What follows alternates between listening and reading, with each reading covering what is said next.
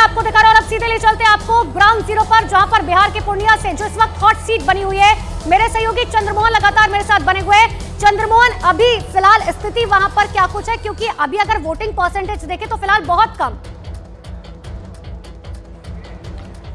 बिल्कुल, देखिए तेज धूप होने की वजह से परसेंटेज में कुछ कमी आई थी, लेकिन अब जो है ना धीरे धीरे एक बार फिर से लोगों की भीड़ बढ़ने लगी है। एक तस्वीर हम आपको दिखाने की कोशिश करेंगे। यहाँ पर ये मीडिया सेंटर है, ट्रेनिंग सेंटर, जहाँ पर 3 बूथ है और अब से थोड़ी देर पहले यहाँ पर लोगों की संख्या कुछ कम हो गई थी, लेकिन अभी जैसे जैसे दिन चढ़ा है उसके बाद से फिर लोगों की संख्या बढ़ने लगी है और माना यह जा रहा है कि शाम 6 बजे तक जहाँ वोटिंग होना है वहाँ पर फिर से एक बार लोगों की संख्या बढ़ेगी। दरअसल तापमान बिहार में पिछले अगर 10 दिनों की बात करें तो 41, 42, 43 तक जा रहा है और यही वजह है कि लोगों को घर से निकलने में परेशानियों का सामना करना पड़ा है। 11 बजे तक इसी पोलिंग बूथ पर जब मैं पहुंचा था तो तकरीबन 200 की संख्या में एक एक कतार में लोग खड़े थे, महिलाएं, पुरुष, भारी तादाद में लोग पहुंचे थे मतदान करने के लिए। लेकिन जैसे जैसे दिन चढ़ा वैसे वैसे लोगों की संख्या कम होती चली गई, लेकिन एक बार फिर से अब 3 बज चुका है और ऐसे में फिर से एक बार लोग यहाँ पर पहुंचना शुरू कर दिया। और गर्मी के मौसम के साथ साथ इस सीट का मिजाज भी जो है बहुत ज्यादा हॉट है। मैं लौटूंगी चंद्रमोहन आपके पास, होशंगाबाद लिए चलते मेरे सहयोगी मनोज लगातार मेरे साथ बने हुए हैं। मनोज, वहां की क्या स्थिति?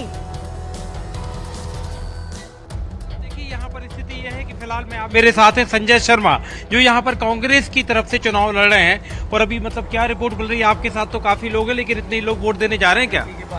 सब वोट डाल के आ रहे हैं, वोट डलवाने के लिए जा रहे हैं। अच्छा, सुबह से एक ही काम है, वोट निकलवा के वोट डलवाना। आज वोट कम डल रही है, पूरे प्रदेश में बड़ी दिक्कत है। हम लोग प्रयास कर रहे हैं कि मतदाता अपना वोट डाले, क्योंकि उसके मत से सरकार बनना है।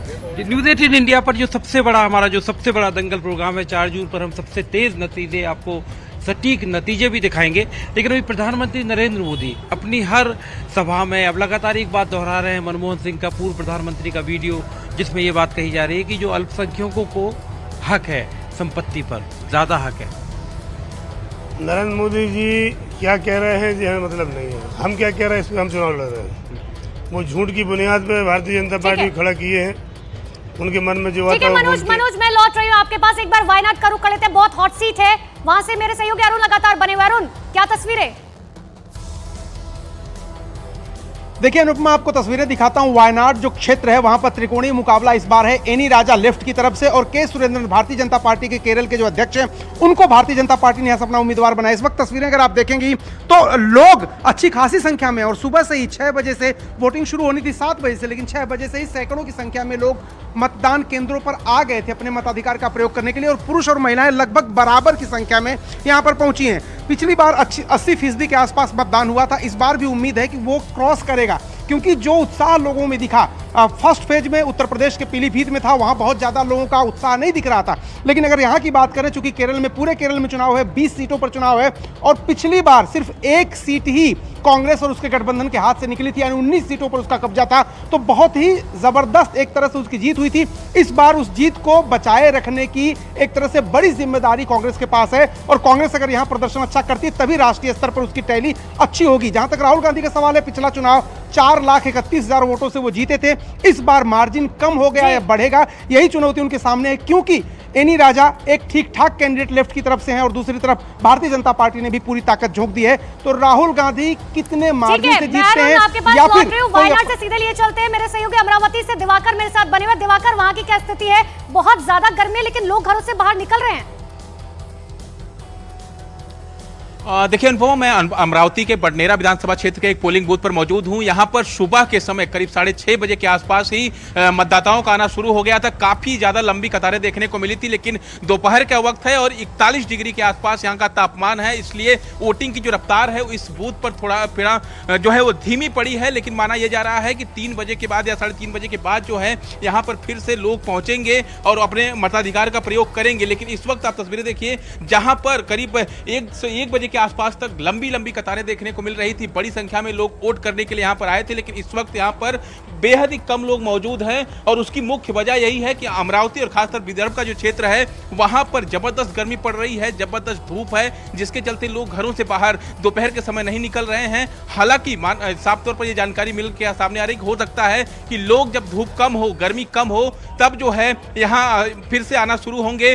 कल अमरावती में रात को बारिश भी हुई थी, उस बारिश के बाद जो उमस वाली गर्मी है वो फिर से बढ़ गई, अमरावती में काफी ज्यादा हो गई है, जिसके चलते अब ये भीड़ जो सुबह नजर आ रही थी 6:30 बजे से, वो फिलहाल नजर नहीं आ रही है।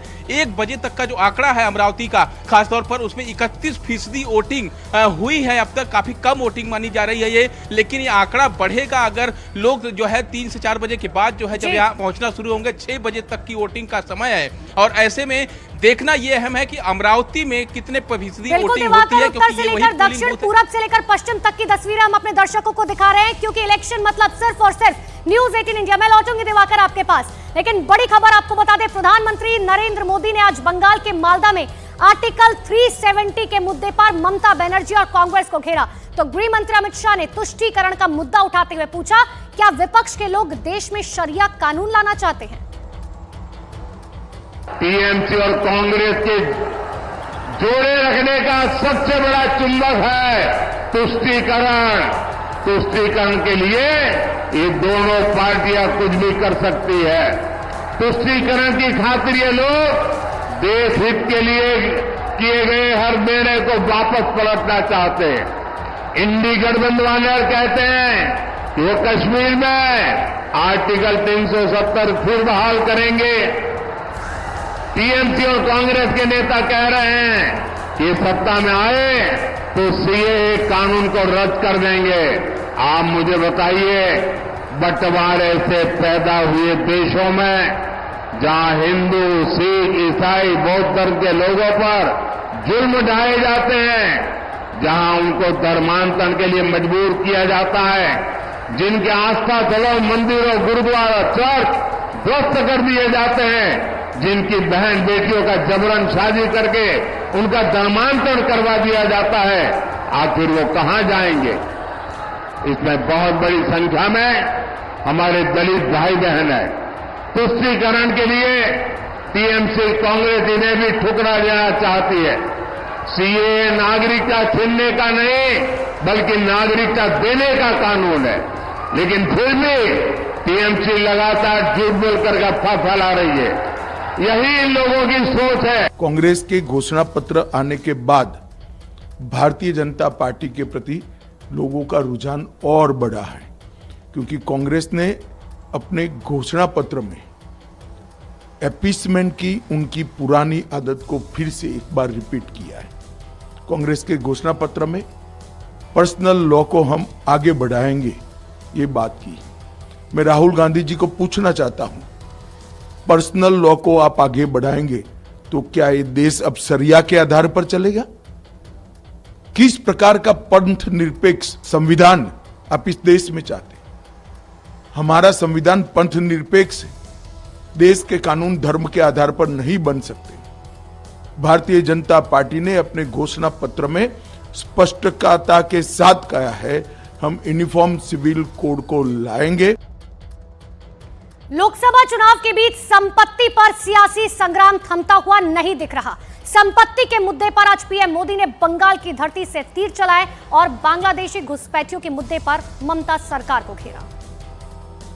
गठबंधन वाले महिलाओं, आदिवासियों और गरीबों के खिलाफ एक खतरनाक कानून बनाकर लेकर आने चाहते हैं। इस कानून में महिलाओं का मंगलसूत्र, आदिवासी महिलाओं के गहने, हर किसी की प्रॉपर्टी जांच कराने का ये कांग्रेस वालों ने ऐलान किया है। इसके लिए कांग्रेस के शहजादे विदेश से आई एक्सरे मशीन लाए हैं। वो पूरे देश में सबका एक्सरे कर देंगे। कांग्रेस का इरादा है कि जिसके पास जितना पैसा, सोना, चांदी होगा, जमीन होगी, सब पर कब्जा कर लिया जाएगा। टीएमसी और कांग्रेस में तुष्टीकरण का कैसा कंपटीशन चल रहा है। टीएमसी सरकार बंगाल में बांग्लादेशी घुसपैठियों को लाकर बसाने का काम करती है। इन घुसपैठियों को आपकी जमीन खेत पर कब्जा करवाती है और कांग्रेस आपकी संपत्ति ऐसे वोट बैंक में बांटने की बात कर रही है।